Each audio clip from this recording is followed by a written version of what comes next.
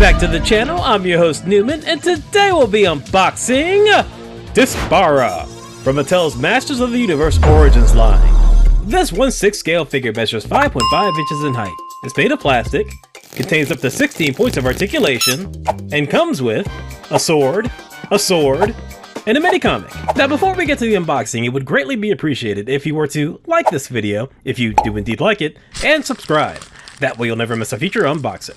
Now, I happened to buy this figure last week from Mattel Creations. It arrived, it arrived last week too. Yeah, the turnaround time was pretty quick. However, I was out of town for a wedding, so that's why you're getting this review a little bit later than what I would like.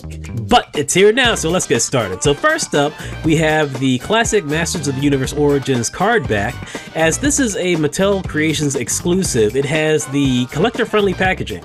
So you can remove this card back if you do indeed want. It's got that 40th anniversary logo for She-Ra up at the top, and on the back we have an incredible illustration of Despara going up against, I believe that's one of the characters from the Battle for Eternia multi-pack. I did actually buy that, but it's still sitting in my pile of loot at a Big Bad Toy Store. I don't know if I'll unbox it or not. I guess you'll find out later on. Oh yeah, and in the corner there's Hordak looming. Alright, so let's not waste any more time. Let's go ahead and get this thing opened up.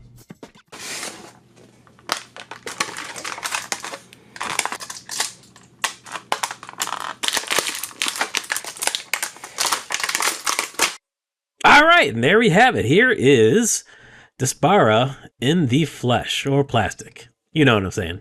So yeah, this looks pretty good. This looks really nice. This almost gives a, okay, so you know what? At first I thought that this was going to be a two-head situation, but it looks like that's just a mask that you clip on the front. But yeah, like I was saying, the costume looks very much like an Inquisitor from Star Wars, but we'll get more into aesthetics a little bit later on. Let's go over the articulation first. So this is me obviously trying to turn the head around. You can get it around, but it's a little restricted because of that mask. So arms go up to about yay high. We've got single joints in the elbows. Both are nice and tight. The wrist goes all the way around, and there is a hinge on it, but it's facing the opposite direction so that she can hold one of her swords aloft. The other wrist goes all the way around, and the hinge is in its classic position. So yeah, that's good. The waist moves all the way around. Legs go up to about here. It's a little hindered by the skirt, but not as much as the Frosta figure. There are single joints in the knees. There is a boot cut for both of the boots. All that's nice and tight. And there's pretty good ankle articulation. Yeah, there's a nice pivot in that. All right, so let's go ahead and get this mask off. Take a look at the head sculpt. And you know what? That's a really cool head sculpt. She has the Tila from Revelations haircut. I know there's a large segment out there who feels some sort of way about this particular type of haircut. But she has like a dark eyeliner underneath. She's got the Batman eyes, I guess, for when she's wearing her mask. Looks good. Looks really good. Let's go ahead and move on to her accessories.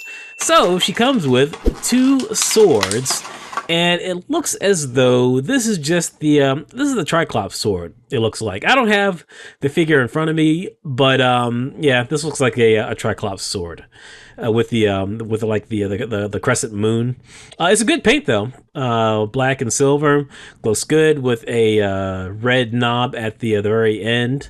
I do wonder if these are going to be a little too big for her. And both of these swords are exactly alike. There's no variation between the two. So you know, you got some nice matching swords. This one's a little bent, unfortunately. And you know what? I do have to be honest. I think they probably should have gone with completely new swords for this figure. You know, I don't know what the what type of swords the classics version had. Maybe had the same type of swords, and that's why they did this. But I don't know. Maybe should have went with a new sculpt or new mold. All right, so here is the mini comic that it comes with, and the artwork for these Mattel Creation mini comics are always just a little bit better than the regular releases. No offense to the artists on the regular releases. All right, so like I was saying before, the articulation, this character design, it looks very much like an Inquisitor from Star Wars. And not that that's a bad thing. I really like the design. It's more futuristic than an origin figure would typically be. So there is sort of this weird juxtaposition of the classic look for these origin figures and this more modern take. And one thing I wanted to point out, I normally don't do comparisons until later on, but I needed to bring in the She-Ra figure. You know, it looks like they used the head sculpt from the cartoon collection and not from the Origins figure. Because these head sculpts, they're not identical, but they look extremely close. See, look at this. These two look nothing alike. Nothing at all. The Despara figure, like the eyebrows, the eyes themselves, the facial structure, it looks almost identical to the cartoon collection. Like the only real difference I see is that the Despara figure has her mouth slightly open and She-Ra doesn't.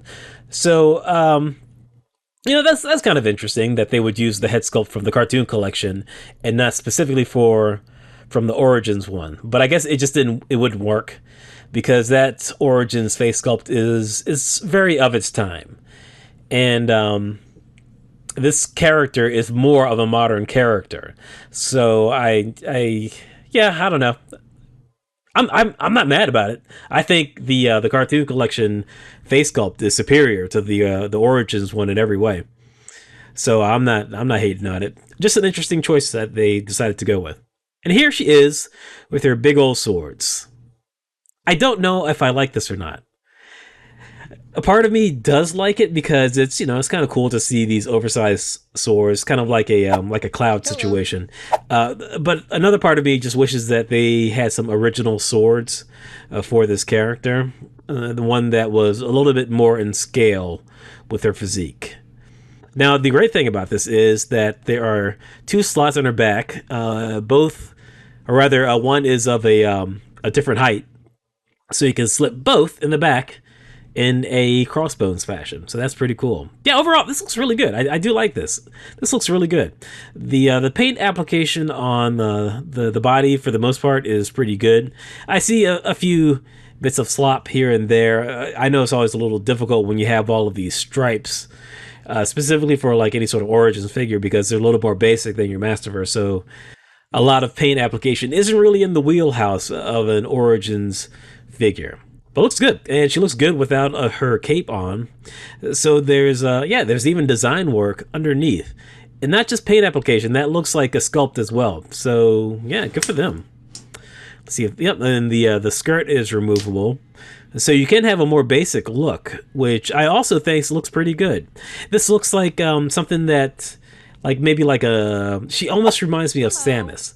Like she could wear a Horde Trooper armor over top of this. See that? Yeah, see that? Yeah, there's a little bit of slop in those lines on the thighs. But like I was saying, yeah, it looks like an Under Armour for a mech suit, which is pretty cool.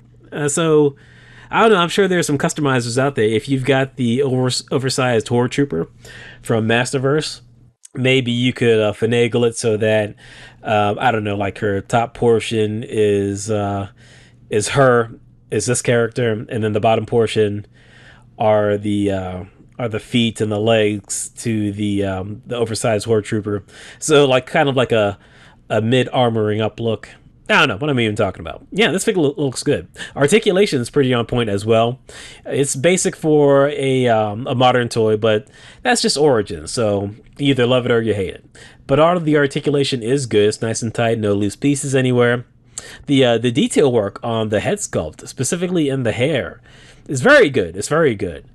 It's quite nice actually. Again, I know a lot of you. I know a lot of you guys out there don't like this haircut, but I like it. I think it looks good. It looks fun. Overall, I really like this. I'm glad I bought this. I think this is one of the better Mattel Creation exclusives. Yeah, let's get all of her gear back on her. Yeah, this is nice. I do like this. I mean, if I really only have one complaint, it's really just those swords. I think, the more I look at it, the more ridiculous I think it looks. See, it's like it's too big to be like in scale, but it's too small to be like like a Cloud situation. To be like really like to be in that style. You know what I mean? It feels like it's a kind of a weird middle ground that ain't great. But hey, final thoughts. Overall, I think this figure is fantastic. I think it's really good. My only real complaint is going to be those swords, which I think look a little awkward with her. Just the They're either too big or they're too small. Yeah, I'm just not feeling it. But I do like that you can store both of them on her back. I like the overall design for this. The articulation is good. Paint application, for the most part, is good. There's some slop here and there. I like the face sculpt underneath the mask. The mask itself is okay. I don't know if I'll actually have the mask on the character if I decide to go unbox with this full time. But I think the unmasked face looks a lot better, especially with the black raccoon Batman eyes. This is still in stock at Mattel Creations for, I think I got it for 20 bucks. That sounds about right. So yeah, it's a decent price too, and the shipping is very quick. And you know what? I think that's it. I think it's going to wrap it up. No weird tangents or mental breakdowns on this video. So yeah, please like and subscribe if you enjoyed this video. Hit the bell for notifications, and I will check you later.